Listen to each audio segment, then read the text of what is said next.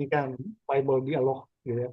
Ya, Jadi kita coba menuju ke Pendeta Yohan Pandelaki yang mungkin akan bertanya atau mau menambahkan. Silakan Pak. Ya, eh, terima kasih dengan kesempatan ini. Terima kasih juga dengan penjelasan panjang lebar. Ada banyak informasi ya yang kita bisa ikuti dari apa yang dikemukakan oleh Pendeta Denny Weku. Dalam penjelasan Pak Denny, saya melihat tuh banyak yang sifatnya literal. Contohnya ketika berbicara tentang eh, bait Allah ketiga, walaupun tadinya merujuk kita sebagai bait Allah, sehingga merasa tidak perlu membangun bait Allah, tetapi kemudian menegaskan bahwa kemungkinan besar itu akan dibangun. Dan ketika ini dirujukkan ke eh, Wahyu pasal 11, saya melihat tafsirannya sangat literal, yaitu bahwa benar memang akan ada bait Allah literal, seperti yang dikatakan dalam Wahyu pasal 11. Artinya, saya melihat Wahyu 11, Pak Denny menafsirkannya secara literal, Hmm. ya kan? Oke, karena bait Allahnya literal, tentunya literal. Nah, sehingga saya tidak melihat di situ alasan untuk menafsirkan dua saksi secara rohania. Kalau bait Allahnya literal, dua saksi yang mengukur itu tentu harus literal, ya kan? Oke, nah, eh, jadi sampai di situ saya melihat no problem ya, ini sama saja. Kemudian datang pada penjelasan mengenai Galatia. Nah, ini yang sedikit saya agak eh, perlu mendapat penjelasan lebih lanjut. Karena Pak Denny menjelaskan tentang 10 suku yang kemudian menyebar kemana-mana dan keturunannya. Dan memang kita tahu ya, Israel ini cuma diperlukan laki-laki untuk menjadi keturunan asli.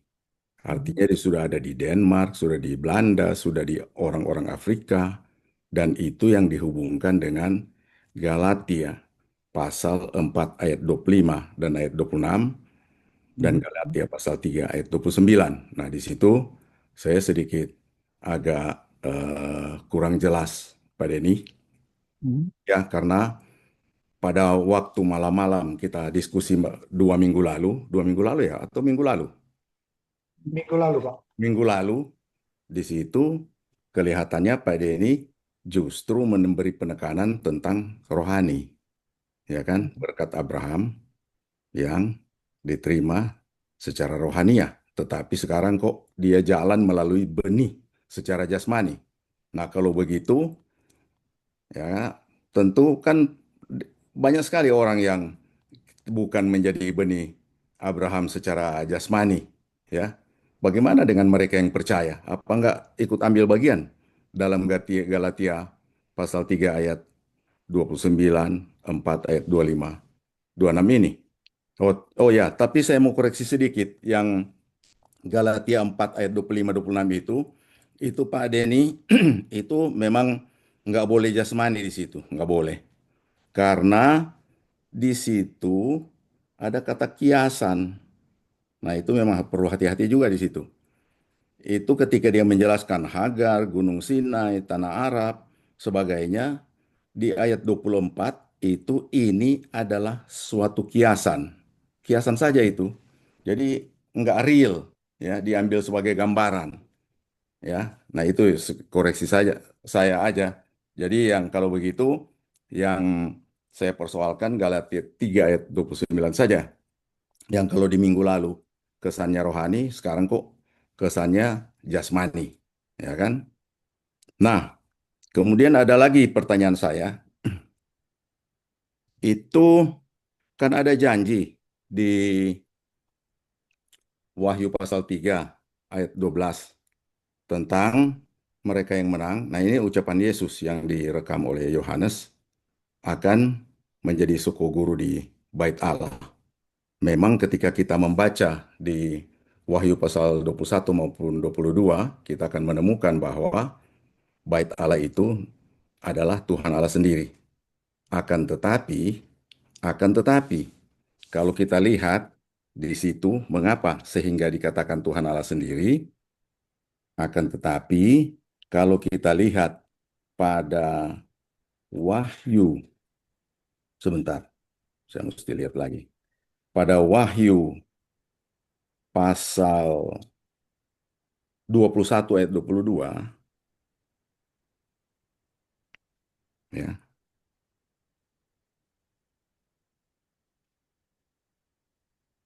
Ya, Wahyu 21 ayat 22 justru yang mengatakan bait Allah itu bait Allah apa? itu tuh Ya, bait bait Allah. Allah. Oke. Nah, Ya, sekarang ya. kita lihat di ayat 11.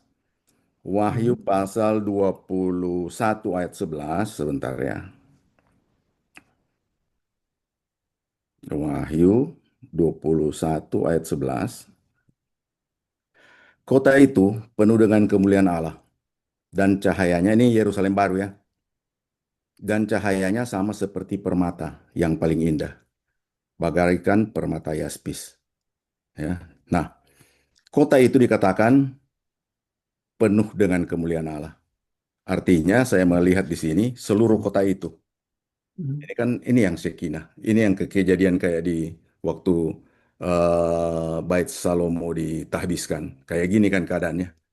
Hanya kalau di Bait Salomo itu cuma di Bait Allahnya itu. Sekarang bangunan itu di Yerusalem baru nggak ada. Tetapi seluruh bangunan, seluruh Yerusalem baru itu, yang kayak kubus digambarkan itu, penuh dengan kemuliaan Allah, artinya seluruhnya hadirat Allah.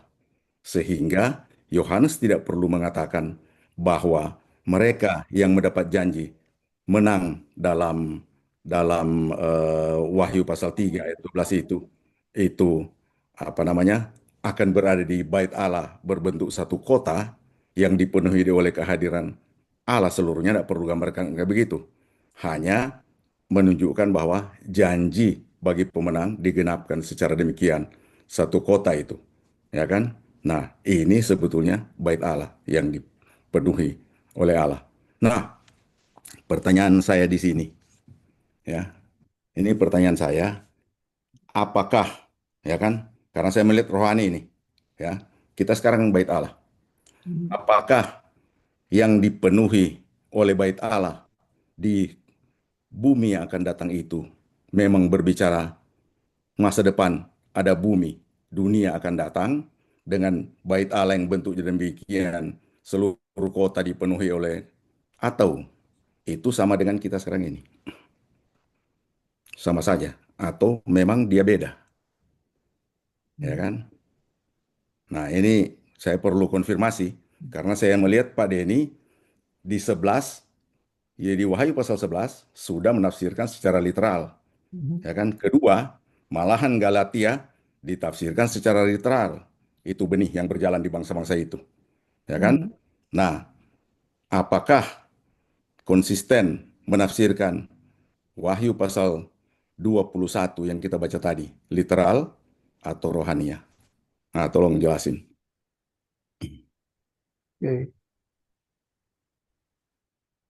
oke, makasih. Jadi saya bedakan bait Allah yang kita bicarakan ketiga dengan yaitu bait Allah yang dimaksudkan justru tidak ada bait Allah. Itu Wahyu 21 itu kan tidak ada bait Allah lagi. Karena Allah hadir. Jadi saya melihat dan percaya bahwa kehadiran Allah di Taman Eden itulah yang turun dari surga. Jadi di Eden tidak ada bait Allah. Karena Allah dengan mereka dalam kemuliaan Allah. Nah, ketika manusia berdosa, maka bait bukan bait Allah, maka Allah dengan apa ini dia habitatnya itu dia Eden itu diangkat. Itu yang disebut bagi saya itu alfa, itu dia program dunia dengan bumi itu diangkat. Nanti kemudian setelah terjadi penebusan dengan dunia real yang telah berdosa, ini dunia real dan berdosa ini tidak akan mewarisi yaitu Yerusalem baru. Ya tidak. Karena Yerusalem baru ini mesti lewat dulu apa? Dia lewat kebangkitan dan dia harus lewat bumi yang harus dihanguskan oleh api. Jadi tidak ada lagi bumi dan unsur bumi. Bait Allah yang kita bicara di Wahyu pasal 11 itu pun akan hilang, lenyap dia. Karena semua bumi dengan isinya dan unsurnya itu akan dilenyapkan. Baru kemudian jadilah yaitu bumi baru. Bumi baru ini untuk ke sana harus dengan tubuh mulia, harus dengan yaitu jasmani yang ada, tapi dengan kemuliaan. Karena mengambil yaitu tempat kemuliaan Allah. Karena Allah akan turun di sana. Dan Allah tinggal di sana. Maka itu tidak perlu lagi bait Allah. Jadi jangan samakan. Saya bukan melihat itu membedakan, itu menyamakan lalu mengistilahkan berbeda rohani dan jasmani. No. Jadi begini, saya punya keyakinan bahwa di surga itu tidak ada tubuh. Itu jelas. Di dalam 2 Korintus 5 kan tadi sudah disebut pengharapan kita itu.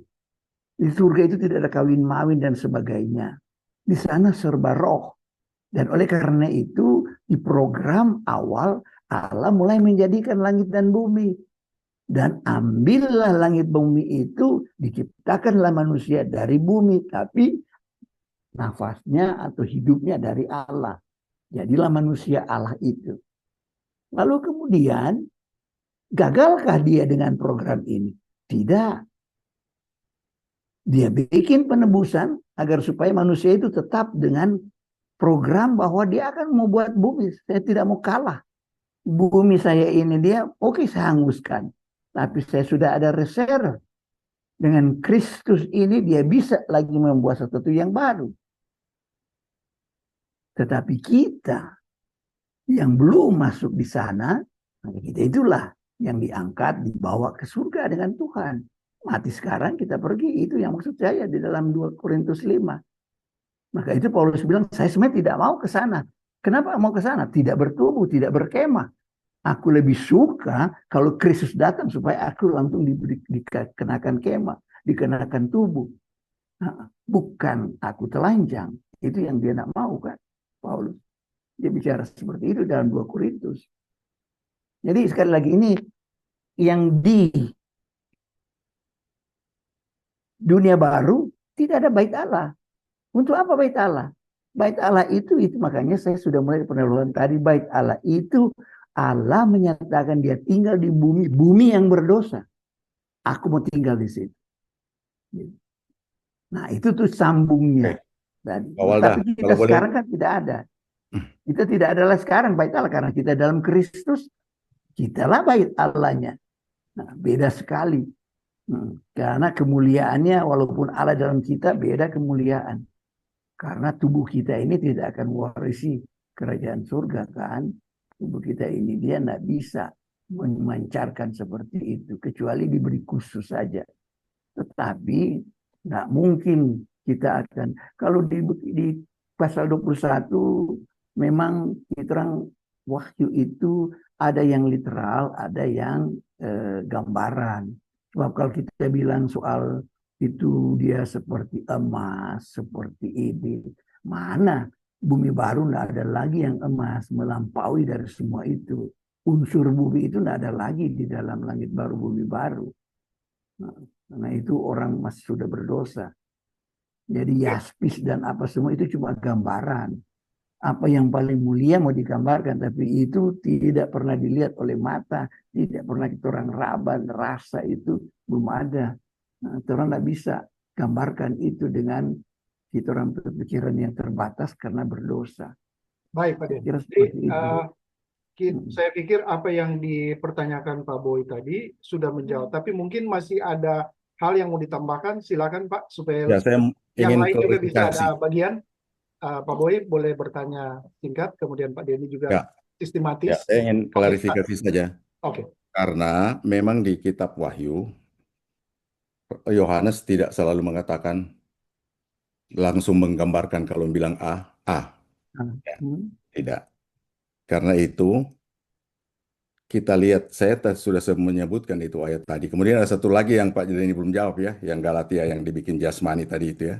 Nah, yang di Wahyu pasal 3 ayat 12 kan janji dari Tuhan Yesus sendiri itu.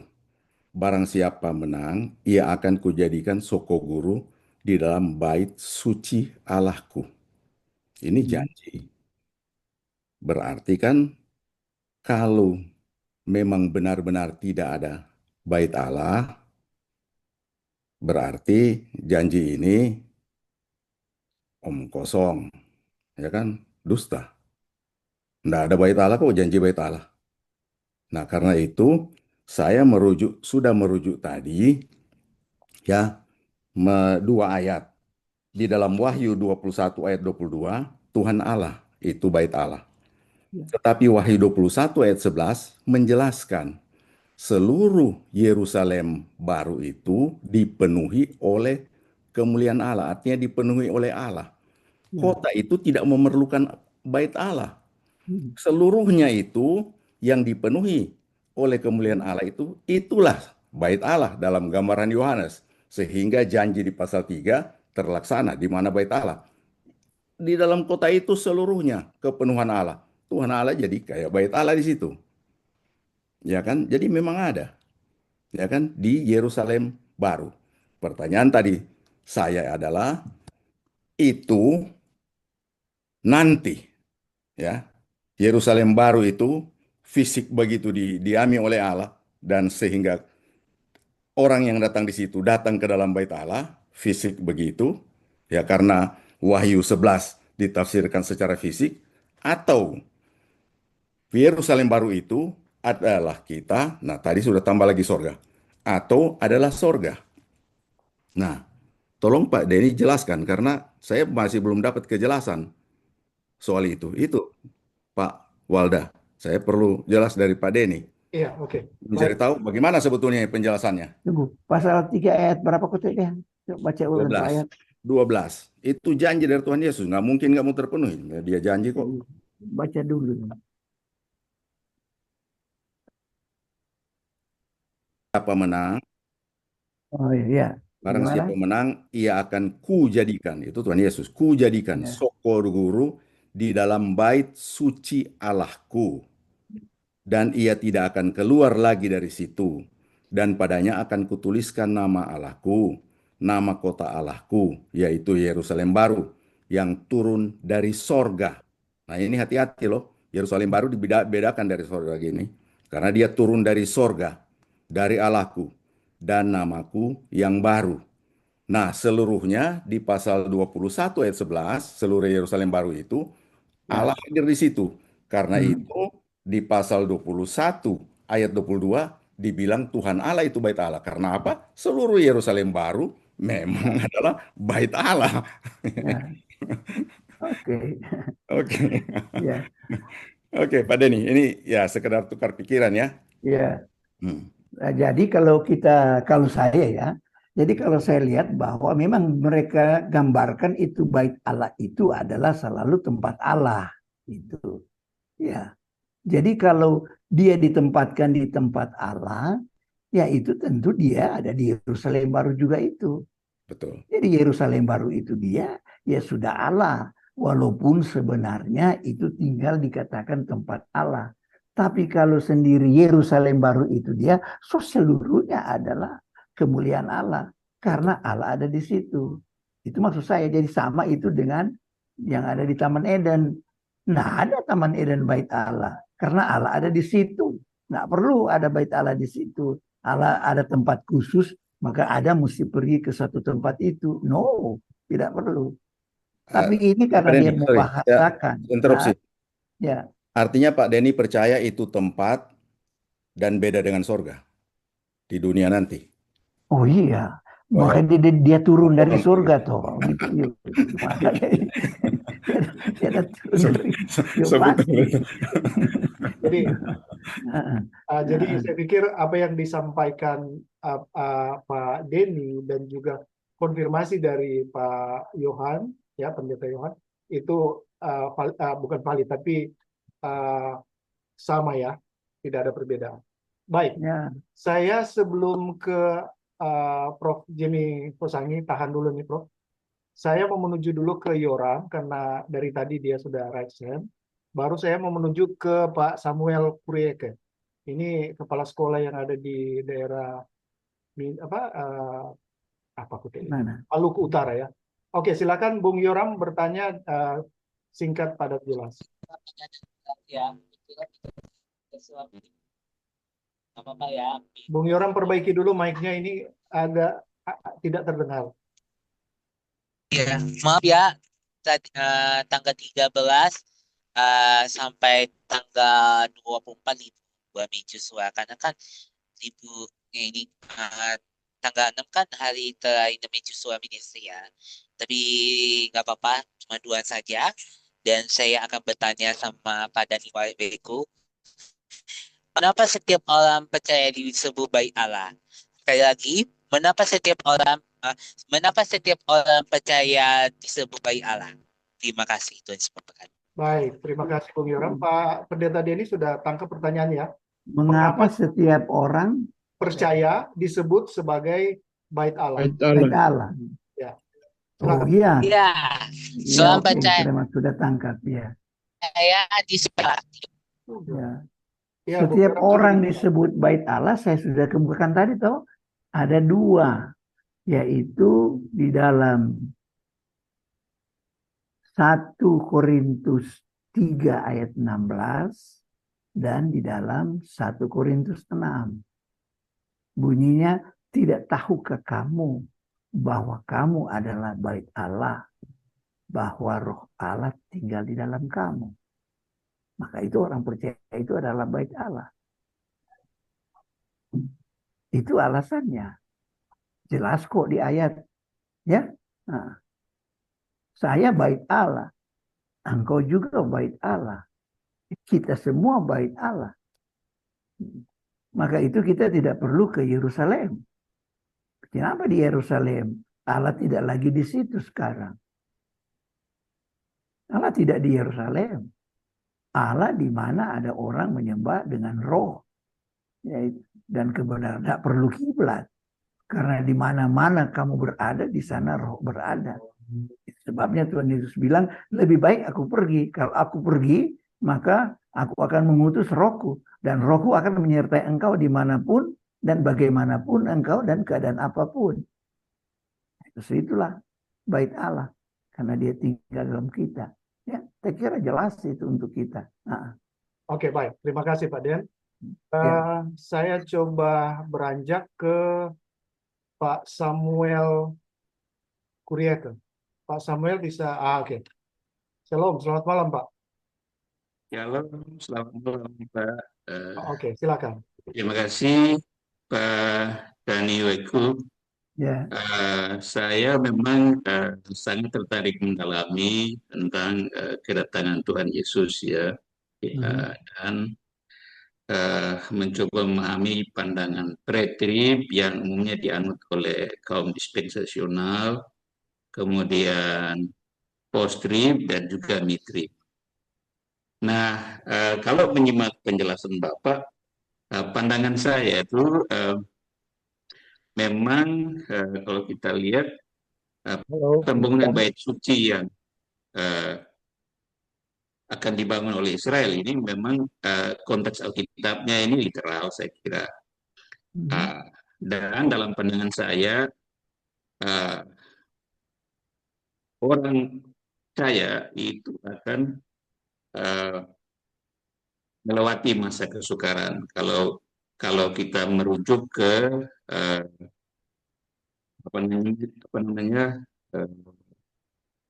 kitab 2 Tesalonika 2 yang tadi udah sempat disinggung, dan juga menuju ke Wahyu 7 ayat 14. Nah, gambaran orang-orang banyak yang keluar dari kesukaran besar ini sebenarnya saya kira orang banyak ini tak lain tak bukan orang-orang percaya yang memang diuji pada masa kesukaran besar yang juga sudah ditulis oleh Daniel di Daniel 7 ayat 25 misalnya, Daniel 12 ayat 1 2 dan juga Daniel 9 ayat 27. Jadi saya lebih berpandangan bahwa sebenarnya kita itu menjemput, kalau bahasa saya lebih bilang kita menjemput Tuhan di awan-awan dalam misinya datang untuk memerintah dalam kerajaan 1000 tahun damai, saya kira. Itu pandangan saya ya. Mungkin lebih mirip ke post-trib. Saya kira begitu, Pak. Ya, Jadi bait suci yang ketiga ini literal ya. Karena memang secara de facto persiapannya sudah ada lembu merah yang disiapkan, dan terakhir kalau tidak salah yang koser itu ada sisa 3 ya kalau tidak salah. hmm, Yang ya, 2 yang tidak koser mereka udah pakai untuk melakukan latihan persiapan. hmm, Nah, jadi memang saya ikuti betul ini. Kalau kemudian kalau kita disamakan konteks Alkitab di kitab Daniel tentang perjanjian yang digagas oleh Trump, sepertinya itu bermuatan itu.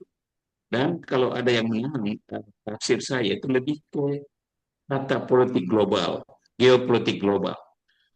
Yang sekarang kita lihat ada kekuatan besar yang mencoba untuk mendorong PBB, UN Sustainable Development Goal, itu mendorong dunia untuk berada dalam satu tata kelola. Nah, ini yang nanti jadi platform di mana antikristus muncul. Nah, kalau kita lihat dengan hadirnya Trump sebagai presiden, Trump menarik diri keluar dari kesepakatan itu. Jadi memang ada yang menahan, saya pikir konteksnya itu. Tapi setelah masa pemerintahan Donald Trump selesai, kekuatan BRIC yang akan nanti mendominasi, dan saya pikir akan menjadi platform untuk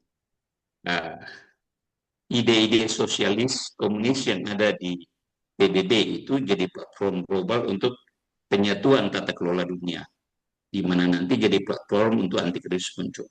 Jadi mesti juga dipahami dalam konteks geopolitik global. Kita nggak bisa menafsirkan Alkitab dari perspektif hanya religius doang, tapi kita hubungkan dengan perkembangan geopolitik dan sosial dan ekonomi global. Saya kira itu persepsi saya. Baik, sebelum Pak Pendeta Denny menjawab, ini mungkin saya perlu luruskan dari pertanyaan tadi atau statement dari Pak Sam, bahwa eh, kita yang menjemput Tuhan atau Tuhan yang menjemput kita ya. Nah itu frase yang agak sedikit berbeda. Yang mana yang menurut Pak Sam? Kita jemput Tuhan atau Tuhan jemput kita? Kita menjemput Tuhan, ya. Oh, Kita menjemput Tuhan di awan-awan. Jadi begitu sangkakala berbunyi, kita diangkat menjemput Tuhan di awan-awan. Oke. Jadi, Walaupun sebetulnya nanti kalau kita lihat dari sisi apa ya, dari sisi Spock ya Pak ya, subjek, predikat, objek, ya kan? Nah jadi sebetulnya, jadi kalau misalnya kita yang jemput, kita yang dalam posisi sebagai yang aktif. Nah oke, nanti kita bahas itu. ya, Uh, ya. ini hanya mengkonfirmasi saja. Sekarang silakan Pak Refrain Denny menjawab pertanyaan dari Pak Sen. Silakan Pak. ya. Memang tadi saya sedikit menyinggung soal politik ya, yang sekarang ya. Karena kalau kita menyinggung politik sekarang akan tambah panjang tadi. Karena saya juga mengikuti perkembangan dunia, apalagi ketika saya bekerja di Amerika, malah saya itu kena disorot oleh kelompok globalisme itu. Ya, karena kelompok globalisme itu pernah mengingatkan saya soal, yaitu saya dulu yaitu pernah menulis tulisan-tulisan di Amerika melawan itu pekerjaan yang dilakukan oleh Presiden Bush. Dan saya termasuk di dalam penandatangani petisi terhadap Bush karena persoalan itu geopolitik yang global. Maka banyak sekali dulu tulisan saya itu dia tentang hal-hal ini. Nah, mereka peringatan sampai di FB, mereka pernah cabut saya dari FB. Nah, mereka pernah memang delete saya dari itu. Dan saya tahu itu peringatan untuk saya tidak boleh banyak melawan tentang gerakan globalisme itu. Karena saya tahu bahwa globalisme itulah yang saya yakin sekali akan memegang dunia ini dan dia yang dapat mempengaruhi yaitu Bait Allah. Karena orang yang punya dekat dengan Israel itu mereka itu yang nanti akan berperang pada dunia di mana jaringannya itu yang sudah terbentuk lama. Karena PBB itu Pak, itu dia adalah gerakan globalisme. Sudah dari awal kita ikut. Nah, jadi PBB atau World Bank dan apa semua itu dia adalah globalisme. Mereka yang menguasai dunia.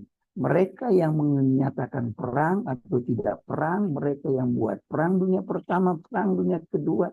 Itu dia adalah gerakan daripada globalisme itu. Jadi bukan baru sekarang.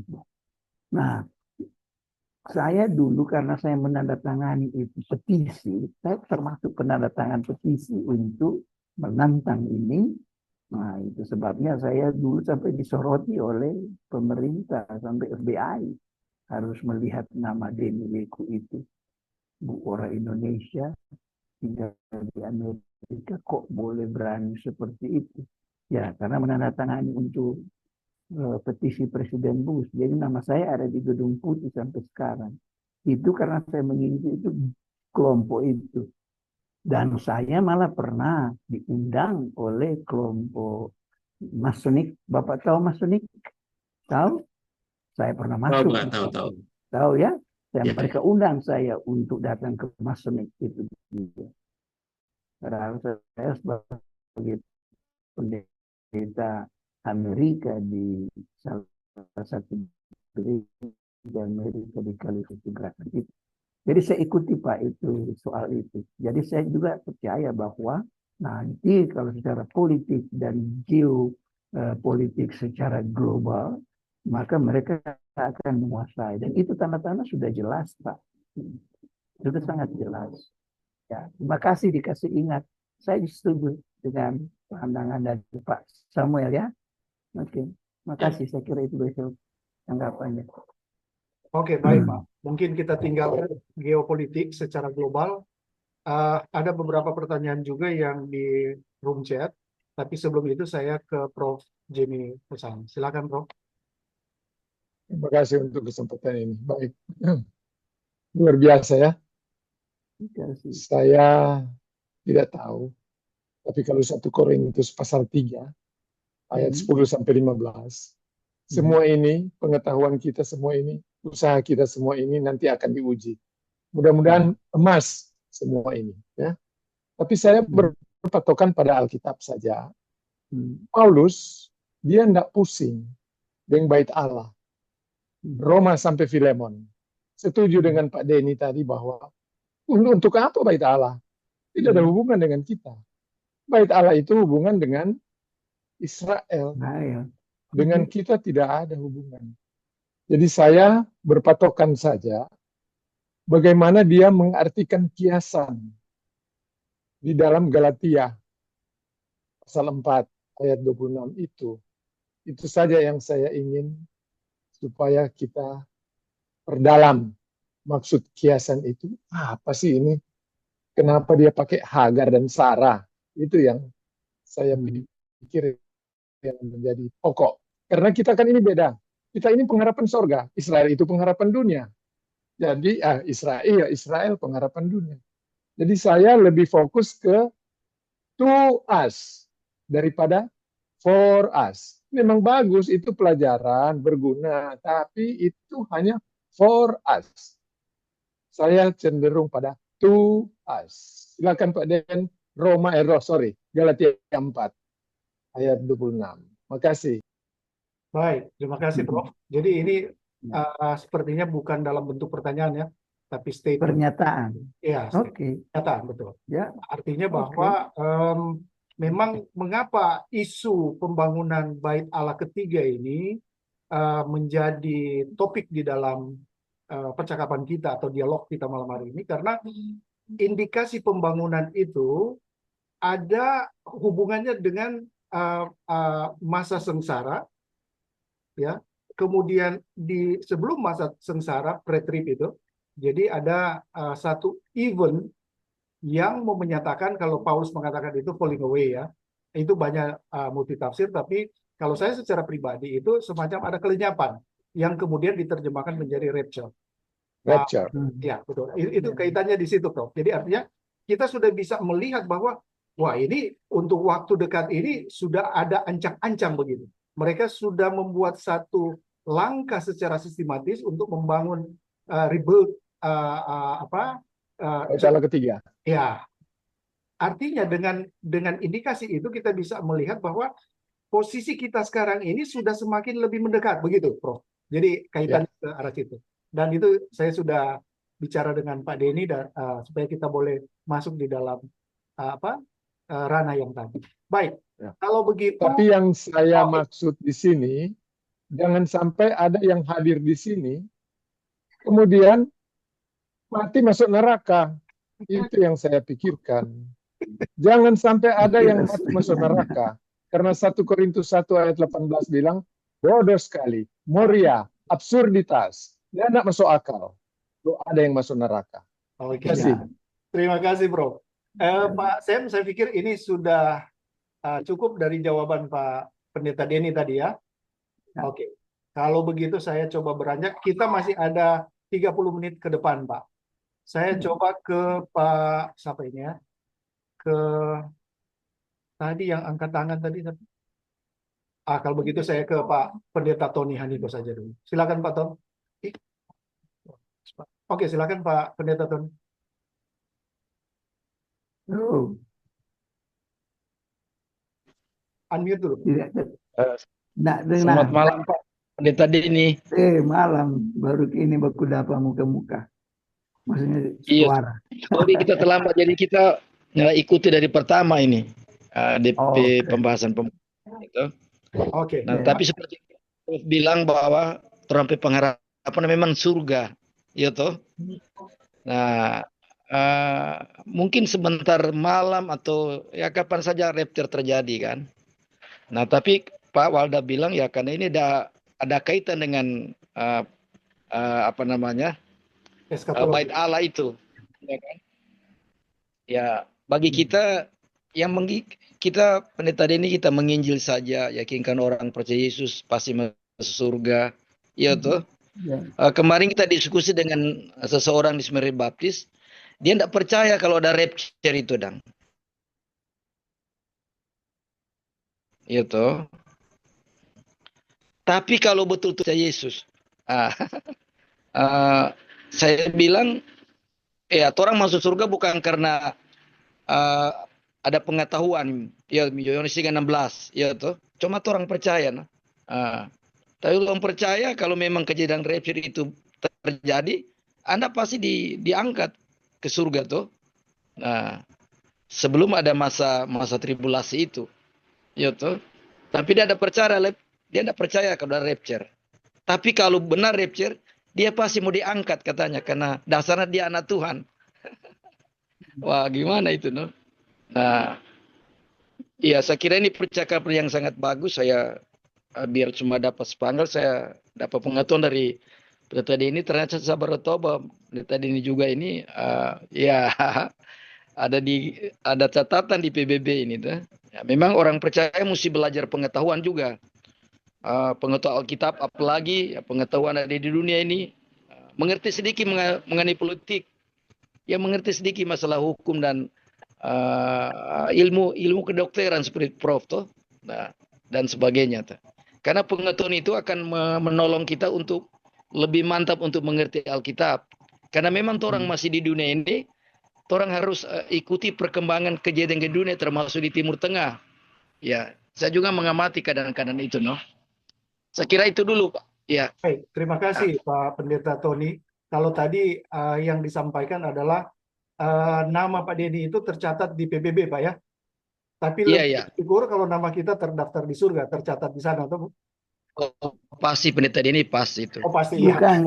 Bukan di Sekali. PBB, tercatat di Amerika, Oh, tercatat Oh, di FBI, FBI. tercatat ya karena ada pernyataan penandatanganan petisi terhadap Presiden Bush.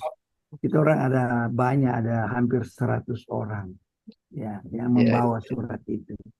Ya. Saya kira baik. bagus sekali itu berita. Baik ya. Oke. Terima kasih Pak Pendeta Tony Handiko dan juga Pendeta Denny Weku yang sudah saling berinteraksi. Rupanya di tempat saya ini di studio lah, anggap seperti itu. Pendeta Harold Sigar akan juga menyampaikan sesuatu dalam bentuk pertanyaan atau pernyataan. Silakan Pak. Terima kasih untuk Ada itu Bu. Ada Kak, Pak Pendeta mau nanya ada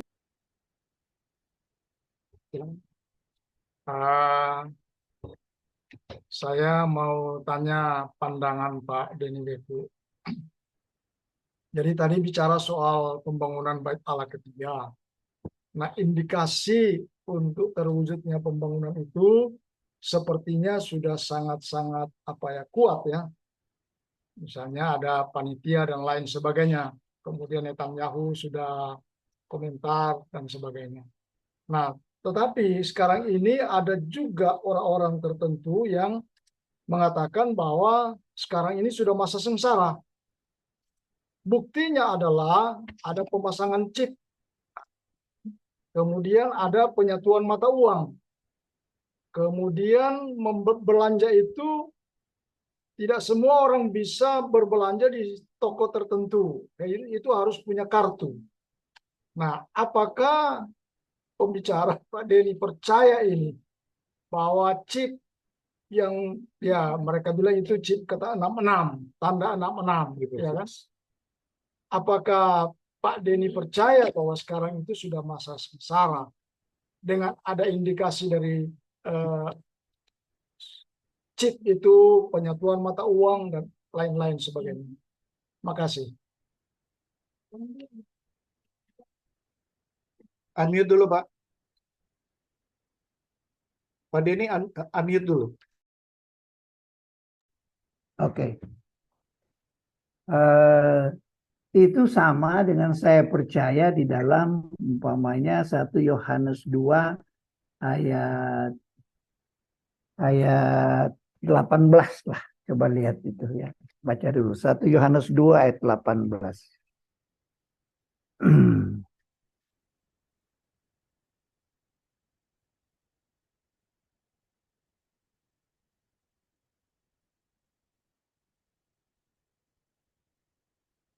Eh, 18 ya.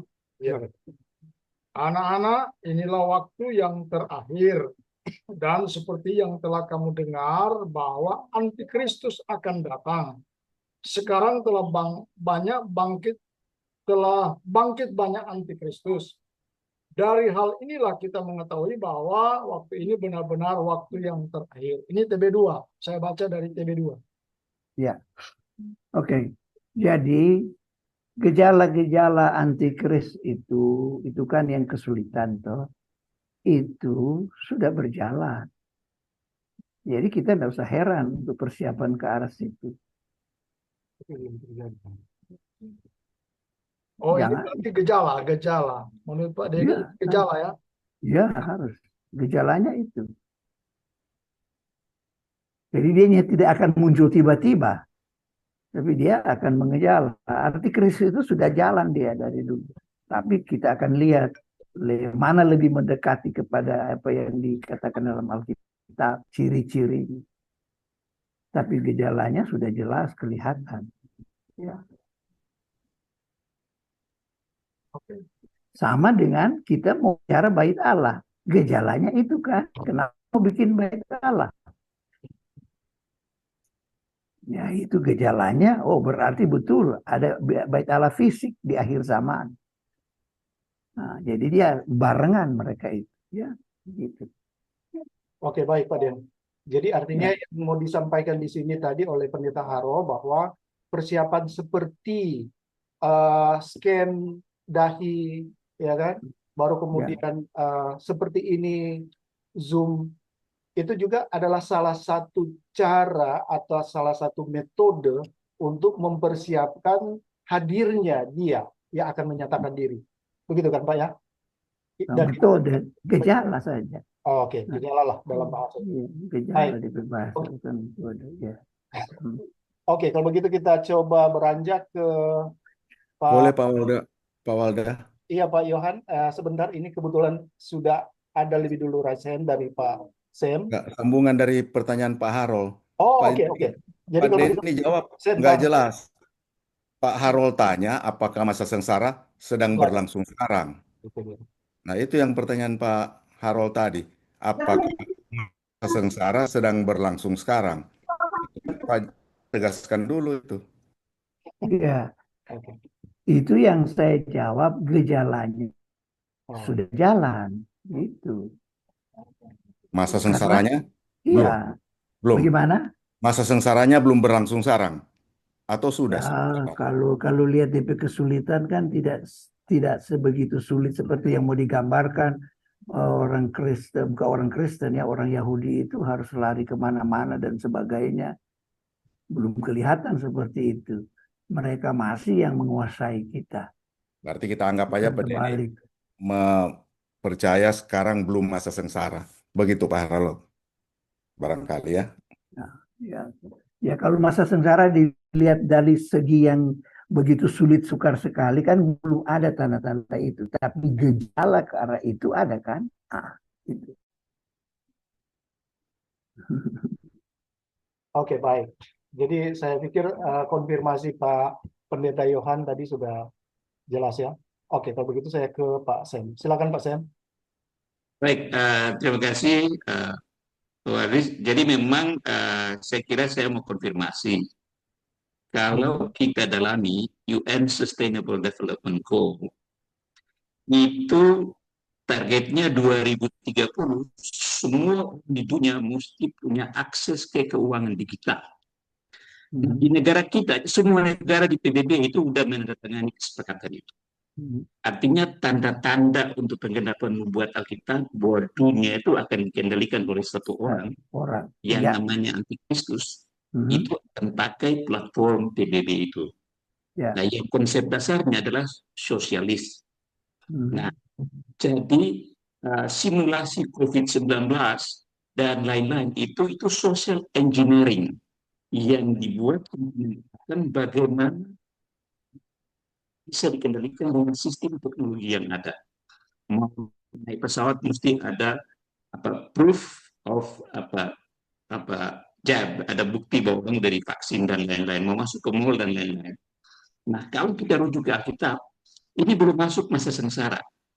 Dalam Wahyu 13 dijelaskan secara tegas di situ. Tak seorang pun bisa menjual atau membeli kalau tidak pakai itu. Artinya apa? Akan ada instruksi global. Sekarang tahap pertama itu semua negara di dunia itu sudah sepakat dengan konsensus WHO tentang situasi darurat pandemi. Itu semua negara akan takut pada petunjuk dari WHO. Nah, ini akan diangkat sampai ke sistem penyatuan mata uang. Sehingga dengan pemetaan penduduk dunia yang digencarkan oleh PBB tahun 2020, semua orang harus punya data identitas digital, ini akan digiring ke sana. Target mereka kan 2020. Nah, jadi kita lihat seiring dengan Israel menyiapkan pembangunan bait suci ketiga dan lain-lain, ini datanya semua merujuk ke sana. Nah, bagi orang percaya ini selaras dengan Pak Jimmy pertanyaannya tadi ya. Kita nggak bisa bilang yang penting kita udah terangkat. Bahayanya orang percaya di situ. Dia pikir ya kita sebelum masa kesukaran kita udah terangkat, so biarin aja yang tertinggal itu urusannya masa kesukaran. Tapi sebenarnya saja kita bisa jadi gadis-gadis tidak bijaksana kalau tanda-tanda yang Yesus sudah sampaikan ini kita anggap sepele dan kita kemudian tidak siap untuk menghadapi masa kesukaran itu. Nah, jadi saya kira kita secara tegas saya mau sama dengan Pak Dhani tadi, kita belum masuk masa kesukaran, Pak. Alkitab pasti jelas, tak seorang pun bisa membeli atau menjual kalau tidak pakai itu. Berarti ada penegasan dari otoritas keuangan global. Nah, semua negara sekarang lebih berutang ke bank dunia. Dan itu artinya udah ada cerat untuk semua negara harus mengikuti itu. Dan di Indonesia sendiri proyek namanya proyek Garuda. Sementara digodok juga untuk itu. So, segala sesuatu sedang menuju ke penggenapan Alkitab. Saya kira begitu ya. Nah, pandangan saya mungkin. Terima kasih, Pak. Oke, baik. Terima kasih, Pak Sam. Jadi sebetulnya yang mau ditujukan di sini adalah akan ada satu masa di mana one currency ya. Jadi satu mata uang di mana orang tidak bisa berbelanja atau transaksi lah. Seperti itu, baik belanja maupun membeli, baik belanja maupun menjual. Itu tidak akan bisa.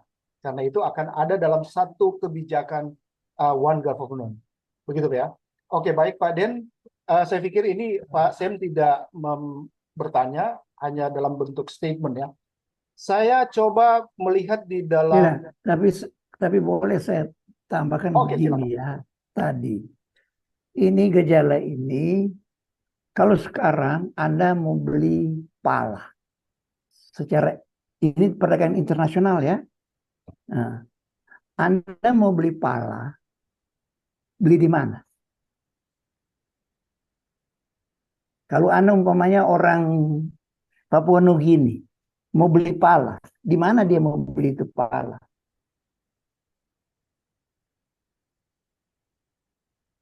Di Siau. Penghasil pala cuma 2. Siau atau ada juga di pulau di Maluku dengan 3 lah di Madagaskar. Selain itu nggak ada. Itu produk pala di dunia. Tapi sekarang kalau Anda mau beli itu di mana? Ini kita waktu kuliah S2 ada satu dosen kasih ajar Pak kita itu untuk beli pala itu mesti di Den Haag. Kalau Anda mengerti perdagangan dunia, karena DP transaksi akan terjadi di Den Haag, Anda tidak bisa mungkin beli sini dan itu. Gitu. Begitu juga waktu kita di Amerika, kemudian saya bilang, siapa orang PIK yang disulut, kita mau urus itu dia. Karena ada satu orang pengusaha yang berhasil sekali, orang Cina, Indonesia, dia bikin rumah makan yang besar untuk Hollywood itu. Dari satu itu besar. Lalu dia bilang, kenapa ya kita tidak langsung saja tuna dan itu dari Manado? Nah, kita hubungi, bagaimana mau hubungi? Lalu apa di kedutaan bilang, bukan kedutaan, apakah di sana, di bawah dari kedutaan, apa namanya, konsulat. Pak, ini boleh Pak. Saya bilang, kenapa? Kita tabrak dong, itu dia punya rambu-rambu ini apa? Tidak boleh. Begitu masuk Pak, masuk dari Amerika, walaupun dia fresh, orang cuma mau korek sedikit, orang bilang kasih catatan ini dia tidak layak. Dan saya pikir waktu kita merontak karena bilang itu orang mau berusaha, kok bagaimana mau begini? Bilang tidak boleh. Dunia memang begitu Pak. Dunia dikondisikan seperti itu. Bapak jangan berpikir tradisional. Ini dunia ini dunia itu, dunia yang mau di sistem satu sistem. Jadi dari pengalaman saja kita lihat itu. Oke, ya ini cuma tambahan dari Pak apa itu bilang tadi. Oke, baik. Ya. Ini ada di chat room. Mungkin Pak Pendeta Denny bisa langsung bacakan saja. Pertama, bisa Pak bisa buka atau saya bacakan saja? Bacakan saja. Oh, oke. Ya. Analisislah peran politik bait Allah ketiga dalam konteks sejarah Israel kuno dan implikasinya terhadap hubungan antara agama dan kekuasaan. Nah, ini pertanyaan. bagaimana bangunan fisik bait Allah merepresentasikan kekuasaan dan legitimasi politik? Bagaimana? Bagaimana, sebentar, bagaimana bangunan fisik bait Allah mempresentasikan kekuasaan dan Merepresentasikan. ya, Merepresentasikan ya. oke, Oke. silakan Pak. Jadi kalau sekarang belum dapat merepresentasikan itu adalah kekuatan politik. Nah, karena pertimbangan yaitu geopolitik yang kan nanti kok di Alkitab ada bilang tuh ketika orang bilang damai, damai, damai, saat itu kamu akan lihat. Nah, ini jadi isu damai, isu perdamaian itu mau dibawa di dalam kepada Timur Tengah. Padahal Timur Tengah itu dalam keadaan yang seperti yang kita lihat sekarang. Lalu bagaimana kita mau bicara damai di situ? Nah, ini tuh geopolitik P munafik deng P-nya enggak betul. Jadi mau bermain di peace tetapi sebenarnya gejolak di dalam. Anda lihat negara Amerika itu dia begitu luar biasa dengan hukumnya, tetapi justru kebanyakan curang di sana. Kelihatannya secara luar. Dan itu gambaran dunia. Jadi Israel itu dia datang di DP damai, tapi dia mau berdiri bait Allah. Ini satu yang kontras itu dia. Itu tidak masuk di akal. Tapi yang tidak masuk di akal itu dapat dilakukan selalu dengan politik global dunia. Cuma mereka bisa buat. Nah, bait Allah akan muncul dia ada satu momen. Kita tidak tahu. Sampai kok kita pikir ini kalau mau perang, lama-lama ini mau tak geser tuh perang, kontak kena di kompleks Moria itu, hancur itu. Dia bisa jadi. Bisa jadi Iran sudah mau bagi itu dia kalau itu. Sehingga mereka itu kita prediksi, kita kira-kira. Orang bicara-bicara damai, tetapi itu perang akan menjadi. Jadi itu dia itu tuh kontras, itu paradoksal daripada kebenaran Alkitab. Nah, maka itu Tuhan Yesus bilang dalam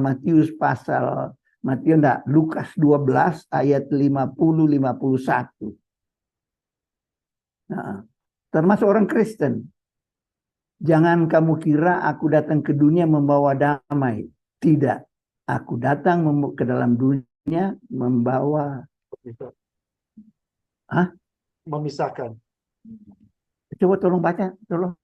Ya, pedang. Membawa pedang. Membawa pedang. Bawa pedang itu, iya, bawa pedang. Artinya bawa perang itu.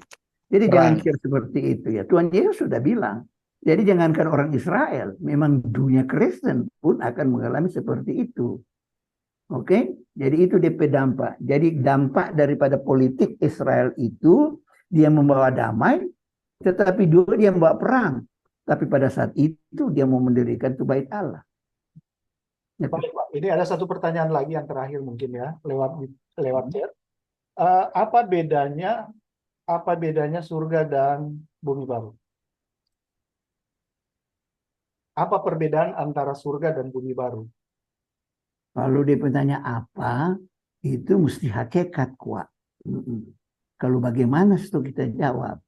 Kalau apa, atuang. Kita nggak bisa lihat itu. Nggak mungkin mau jawab itu. Oke, kalau tanya hakikatnya. Nggak mungkin kalau hakikatnya. Kalau bagaimana saja mungkin boleh, no? Okay. Kalau kita boleh jawab bagaimana, yang satu dunia roh, yang satu dunia fisik. Itu aja dia berbeda.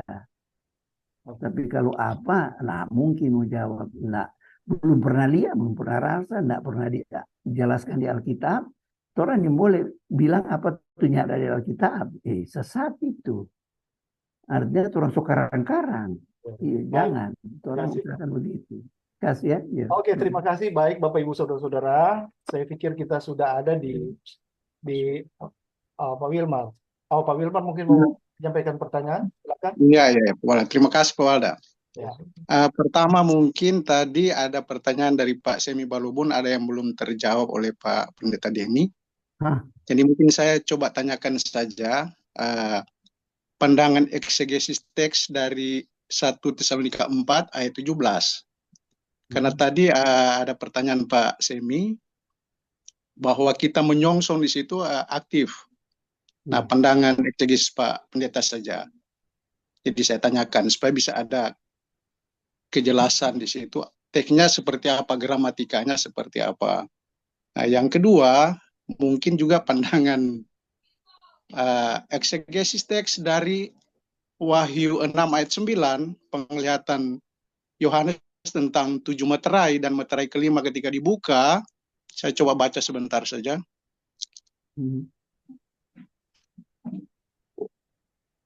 Wahyu 6 ayat 9. Oh, sorry. Iya.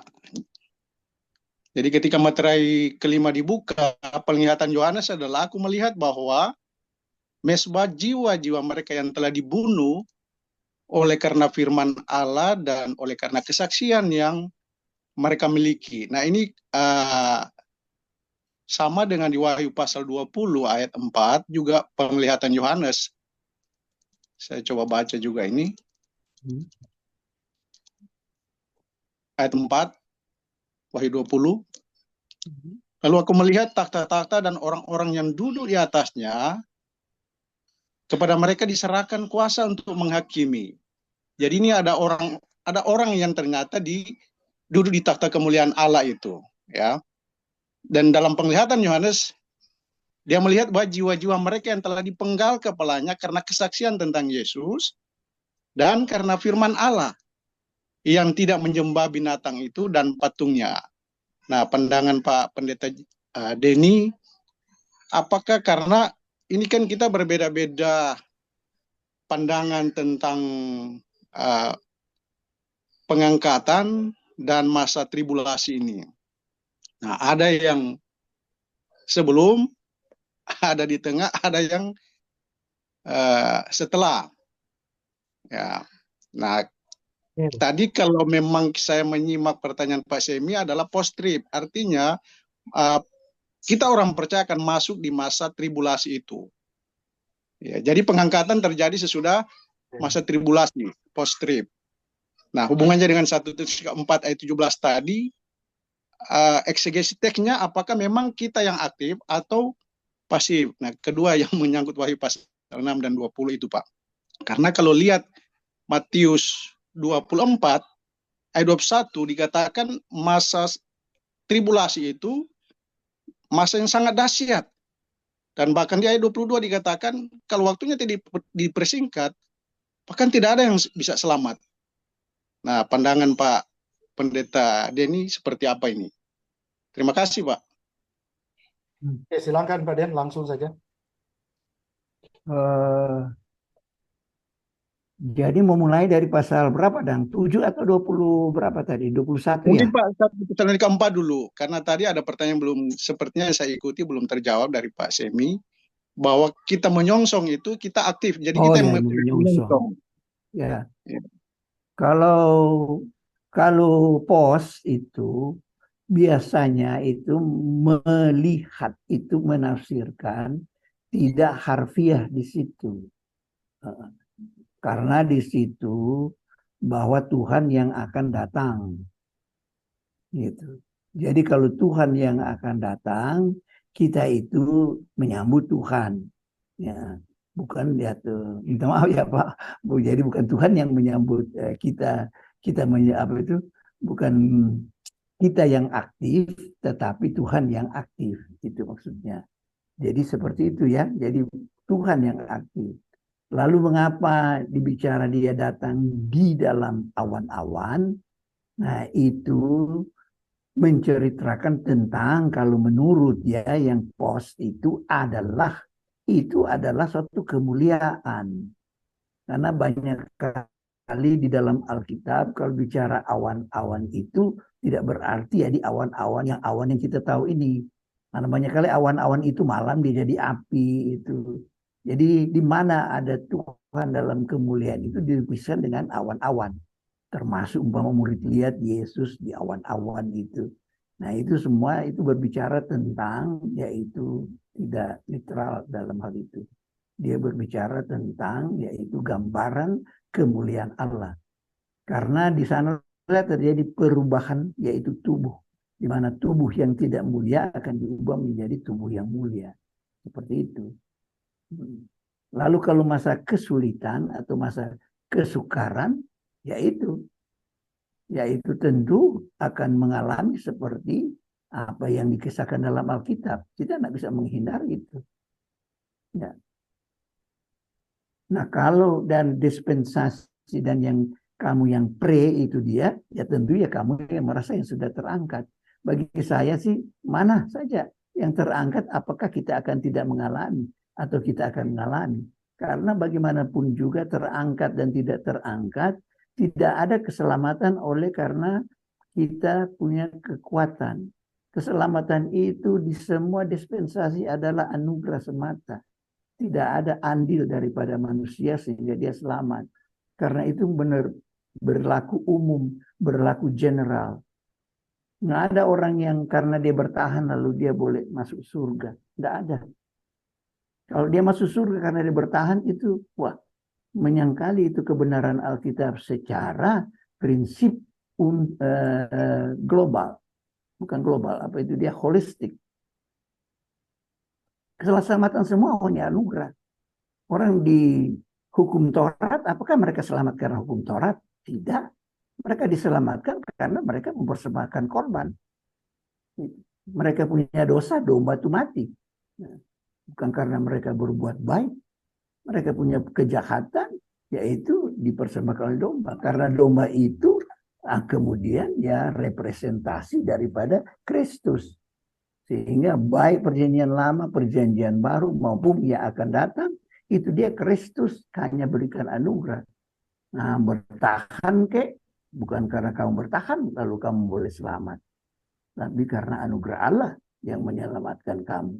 Ya, dan itu prinsip umum. Karena prinsip umum itu yang disebut Adam pertama dan Adam kedua. Anda ada di dalam Adam pertama, maka Anda berdosa. Apapun Anda, baik dan jahat, tetap Anda akan masuk neraka. Kalau Anda ada di Adam kedua dalam Yesus, Anda akan diselamatkan. Baik atau jahat, Anda akan diselamatkan. Bertahan atau tidak bertahan. Nah, itu dia prinsip dalam Alkitab kan. Saya kira kita sama-sama setuju itu. Baik, terima kasih Pak Pendeta Denny.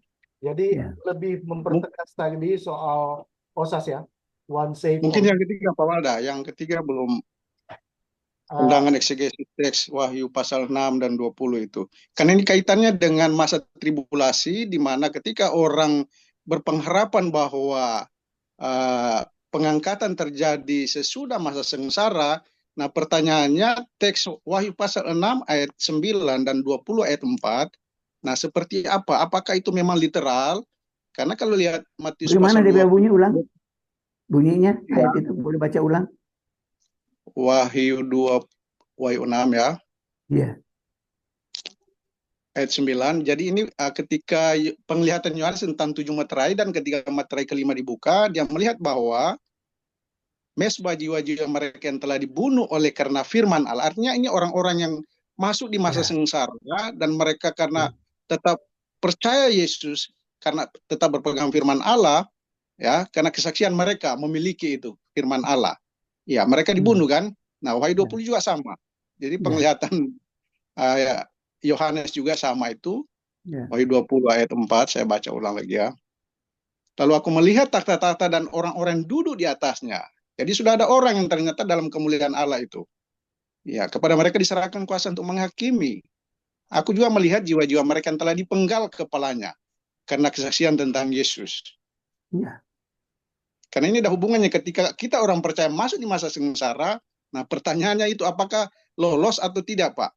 Karena dikatakan Matius 21 ayat 24 ayat 21, masa itu masa yang sangat dahsyat sekali. Bahkan ayat 22 dikatakan kalau tidak dipersingkat waktunya, bahkan tidak ada yang selamat. Ya, ini hubungannya dengan 1 Tesalonika 4 tadi, Pak. Karena mungkin saya sepandangan dengan Pak Pendeta, penjelasan pertama tadi menyangkut 1 Tesalonika 4, karena memang di situ teks gramatika aslinya memang di situ kita tidak aktif, kita malah pasif di situ. Ya, beda dengan Matius pasal 25 ayat 2. Ya, beda. Justru di Matius pasal 25 ayat 2 itu yang tentang 10 gadis bijaksana itu mereka aktif. Mereka yang pergi menyongsong. Nah, kalau 1 Tesalonika 4 memang dia pasif karena teksnya seperti itu. Gramatika teks asli. Ya, itu saja Pak untuk pertanyaan pertama tadi. Mungkin yang Wahyu 6 dan Wahyu pasal 20 saja. Dia berkorelasi kan? Iya, iya. Dia berkorelasi. Jadi kalau Alkitab umpamanya dia bilang bahwa mereka itu diselamatkan, itu dia, dari melewati suatu kesengsaraan besar. Dia berkorelasi tentu dengan pasalnya yang ke-6 juga. Nggak ada perbedaan kan di situ. Apa yang mau dipersoalkan? Iya, Memang persoalannya begitu begini kenyataan. Pak Pendeta, karena ini kan ada pandangan pengangkatan sebelum, tengah, dan sesudah masa tribulasi. Nah, persoalannya ketika pandangan bahwa kita masuk di masa sengsara, pertanyaannya lolos ke atau tidak. Karena Wahyu pasal 6, ketika materi kelima dibuka, mereka dibunuh yang memang tetap berpegang pada firman Allah. Begitu juga Wahyu 20 ayat 4. Dipenggal kepalanya. Itu pertanyaannya, Pak. Iya. Karena masa sengsara itu masa yang sangat dahsyat. Iya. Yang belum pernah terjadi sejak dunia ini ada. Ya, itu fakta kok. Apa yang mau ditanyakan maksud saya kalau itu fakta. Oke, terima kasih Pak. Ya, saya Ya, cuma jadi, memastikan itu saja. Karena memang ini, ya. karena memang masa itu masa yang sangat luar biasa dahsyatnya. Jadi memang saya perkirakan kalau orang percaya masuk ke sana, memang karena dia tetap bertahan, dia percaya Yesus kan, dia tetap percaya firman Allah. Nah, lolos atau tidak? Kalau analisa saya memang tetap akan tidak lolos. Iya Pak. Oh, itu tafsiran kan? Itu. Iya, Kan itu analisa saya. Iya, itu tafsirannya. Oke. Tapi bagi saya memang prinsipnya itu dia mana sih lebih susah dengan Yohanes digoreng. Bayangkan. Nah, susah juga itu. Yohanes Rasul itu dia, bayangkan dia digoreng nih. Belum deh kalau mau cari tahu tuh rasul-rasul lain punya kehidupan. Itu luar biasa. Mereka itu semua yang lolos. Kemudian mereka itu yang duduk itu yang diceritakan. Bagi saya seperti itu. Terima kasih Pak Wilmar. Iya, baik, terima kasih Pak Pendeta. Terima kasih. Saya tambahkan sedikit boleh ya Pak? Silakan. Oh ya, jadi ini ya makasih Pak Wil, pertanyaannya Pak Prof. Pak Dhani, memang semuanya itu ada rangkaian kegiatan. Nah, jadi sebenarnya ini rasul-rasul Yesus itu aja semuanya mati secara tidak wajar, kecuali Yohanes. Artinya memang pada fase tertentu kita akan dihadapkan dengan situasi seperti itu. Tantangannya ini semacam, bagi perspektif saya pribadi, ini semacam ujian terakhir bagi kita. How strong will you hold on your faith? Seberapa teguhkah kita berdiri kepada Yesus? Apa kita mau terima tanda yang diwajibkan oleh si pendurhaka keji itu, antikris yang bilang bahwa tidak seorang pun bisa membeli atau menjual? Bisa nggak kita survive? Karena dibilang situ, kalau waktu tidak dipersingkat, berarti bisa saja tidak ada orang yang selamat. Artinya apa? Percaya pasti ada di sana. Karena ada orang percaya di masa itu, makanya tersingkat waktu. Kayak gitu. So, ini harusnya sangat clear. Jadi saya ingin kita itu jadi gadis-gadis yang bijaksana. Kita menyiapkan dan memastikan orang-orang kudus itu memahami tanda-tanda zaman dan bisa mengerti apa yang jangan dilakukan yang nanti bertentangan dengan kehendak Tuhan. Tetapi kita tidak bisa, bangsa Israel, umat pilihan Tuhan, kunci mata Allah, dibiarkan masuk ke dalam masa kesengsaraan, lalu kita yang mungkin sebentar percaya diangkat secara spesial, mungkin agak rumit ya. Jadi saya kira memang masalah tafsir ya. Tapi sebenarnya di ayat Alkitab lebih menguatkan bahwa akan ada konsekuensi orang yang menolak sistem antikristus akan dipenggal, dipenjara, dibunuh. Nah, Alkitab juga bilang berbahagialah mereka yang tidak menyembah patung itu dan menerima tandanya. Artinya apa? Hanya orang percaya gitu. Karena orang yang tidak percaya, mereka tidak paham. Sudah bilang tanda ini nggak boleh dipakai. hanya orang percaya yang mengerti. Saya kira itu pandangan saya. Tentunya pastilah ada bermacam penafsiran, tetapi tujuan akhir kita adalah kita menguatkan, memastikan bahwa orang-orang percaya itu betul siap untuk menghadapi apapun situasinya. Paulus digoreng, semua 11 rasul yang lain juga mengalami kematian yang tidak wajar. So kita tidak lebih istimewa dari mereka. Ada VVIP lalu kita diangkat secara spesial. Kita tidak lebih istimewa. Jadi mentalitas kita, ketahanan iman kita mesti ada sampai pada level berpikir seperti itu. Sehingga kita siap baik ataupun buruk keadaannya, kalaupun kita harus masuk masa sengsara, itulah panggilan kita untuk dengan imannya kita. Saya kira itu, Pak. Terima kasih. Baik, Pak Den. Saya pikir ini statement yang disampaikan Pak Syed. Yang pasti ada varian di dalam eksegesis maupun di dalam pandangan-pandangan perspektif secara teologis. Dan kalaupun itu misalnya ada perbedaan, ya bagi kita kaum akademik lah seperti itu sah.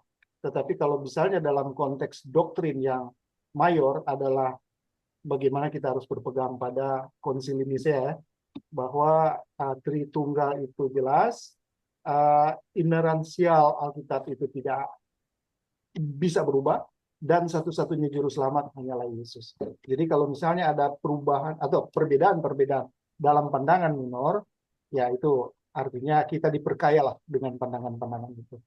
Saya pikir nanti satu waktu saya akan mengundang Pak Sem untuk bisa menjadi narasumber ya, berpasangan dengan beberapa dan kita berdialog kembali dalam topik yang berbeda. Saya percaya bahwa juga ada beberapa partisipan yang ingin bertanya, yang ingin juga memberikan statement secara lugas berdasarkan perspektif teologisnya, tetapi mohon ditahan dulu karena waktu kita ini sudah tidak lagi memungkinkan, kecuali kalau misalnya bilang siang kalau siang. Iya toh. Nah, jadi sebelum closing statement, saya ingin ice breaking ya. Kita akan mendengarkan satu pujian dulu.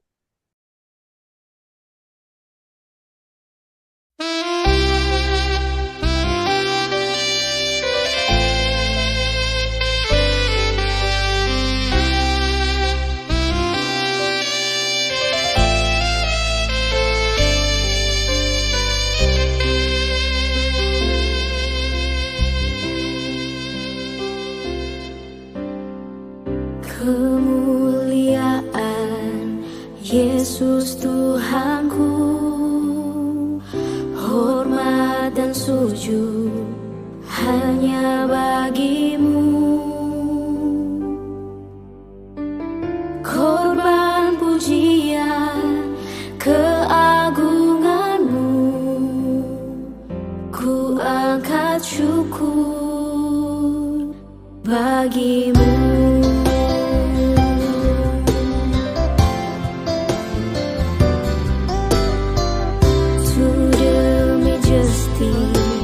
Jesus is the Lord.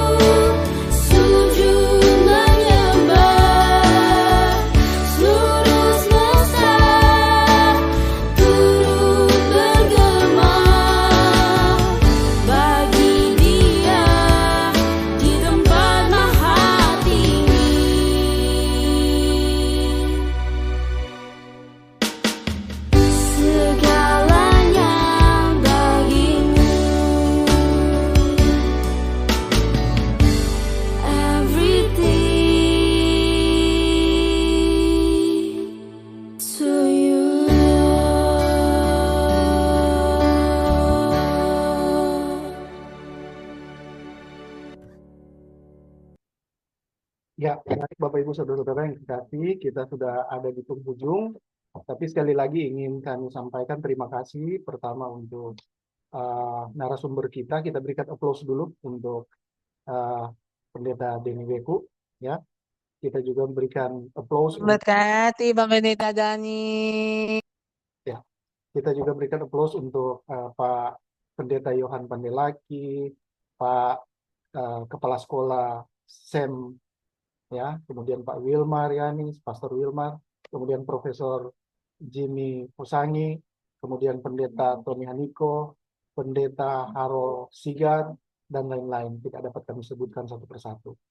Yang pasti bahwa apa yang kita peroleh dari diskusi ini tidak hanya berhenti sampai sini, tetapi ini bisa kita implementasikan di dalam pelayanan kita bisa edukasi jemaat sekaligus semua itu untuk hormat dan kemuliaan bagi nama Tuhan. Kita akan berjumpa minggu depan dengan topik yang berbeda. Dengan demikian kita tutup dalam doa atau closing statement dulu dari narasumber kita, Pendeta atau Rev Dani Weku, Teologi Magister, kemudian dilanjut dengan doa tutup. Dengan kasih kami persilakan. Baik. Terima kasih untuk kesempatan terakhir. Statement saya ialah kalau di dalam Wahyu dikatakan Tuhan datang segera, maka saya juga menyatakan bahwa Tuhan semakin segera akan datang. Menginjillah, jangan berhenti memberitakan Injil. Ya. Baik, silakan Pak, doa tutup sekalian kita selesai. Silakan.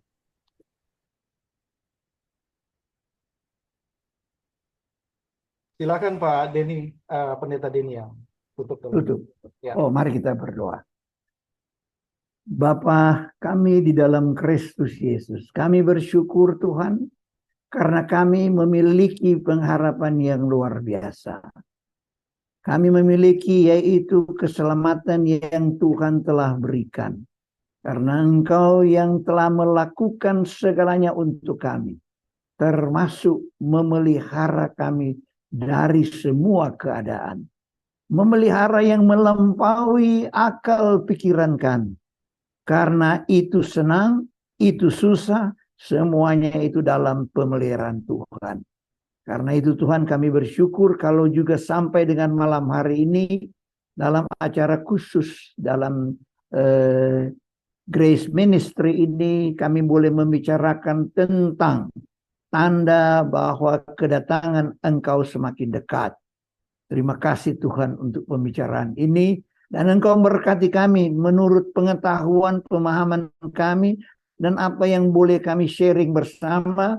Apa yang boleh kami terima, apa yang menjadi berkat kepada kami untuk lebih lagi dalam pertumbuhan iman kami. Kami berdoa Engkau berkati dengan hasil pembicaraan kami dan kami berdoa Engkau menyertai kami memberikan lagi Tuhan yaitu suatu tambahan dalam iman kami untuk kami lebih dekat kepada Tuhan, lebih mempersiapkan akan kedatangan Tuhan. Dan kami juga akan lebih lagi Tuhan memberitakan tentang kebenaran-Mu, memberitakan tentang Injil-Mu. Ini Tuhan yang kami pohon Engkau tolong. Maka kami bersyukur, kami berterima kasih atas pertemuan ini. Semua fasilitas yang boleh kami alami, yang kami terima, kiranya Tuhan juga memberkati. Dan Engkau yang akan menyertai kami, dan untuk seterusnya sampai kita berjumpa lagi. Dalam nama Yesus kami bersyukur, kami berdoa. Amin.